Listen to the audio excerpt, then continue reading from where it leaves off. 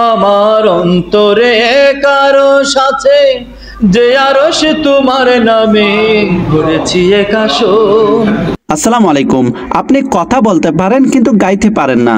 হামনাত ইসলামী সঙ্গীত আবৃত্তি উপস্থাপনা হাজার মানুষের সামনে কিভাবে উপস্থাপন করতে হয়, কিভাবে কথা বলতে হয়, কৌশল সহ নিজেকে তৈরি করার কোর্স আল হারামাইন নাশিদ একাডেমি।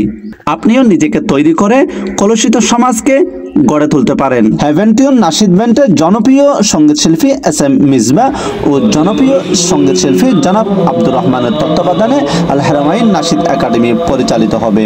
গতকাল শনিবার আল হারামাইন আইডিয়াল মাদ্রাসার মিলনায়তনে অত্র শিক্ষা প্রতিষ্ঠানের সভাপতি বিশিষ্ট শিক্ষাবিদ জনাব সরওয়ার কামালের সভাপতিত্বে আল হারামাইন নাশিদ একাডেমি শুভ উদ্বোধন হয়।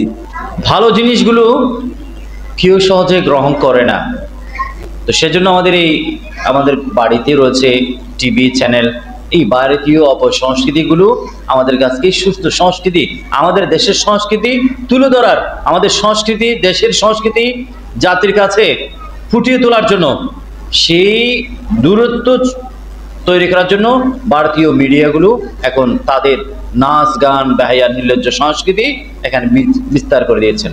আমরা সেগুলো এখন সহজে গ্রহণ করতেছি, সেগুলোই ভালো লাগতেছে। এতে প্রধান অতিথি হিসাবে উপস্থিত ছিলেন বিশিষ্ট সাংস্কৃতিক ব্যক্তিত্ব অঙ্গীকার শিল্পী গোষ্ঠীর প্রতিষ্ঠাতা পরিচালক শিল্পী খলিলুল্লাহ সোহাগ।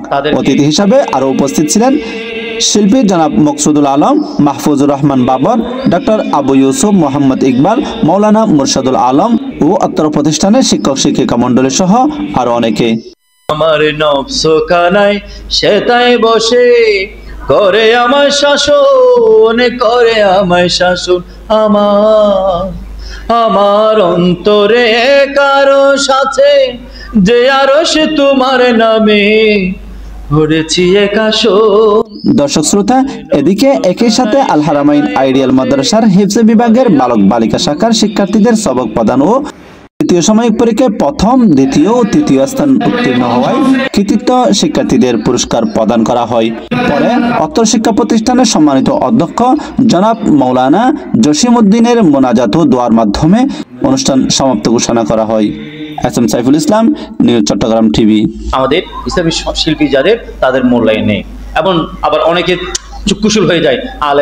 আলেমুলামারা যদি একটু ভালো গাড়িতে চড়ে, আলেমুলামারা যদি একটু ভালো খায়, আলেমুলামারা যদি একটু ভালো একটা মাদ্রাসা একটা বাড়ি করে, অনেক একটা বড় মসজিদের ইমাম সাহেব এত সুন্দর বাড়ি কেন করিল, মাদ্রাসা খুললে দামি গাড়ি, বা চুকুশুল।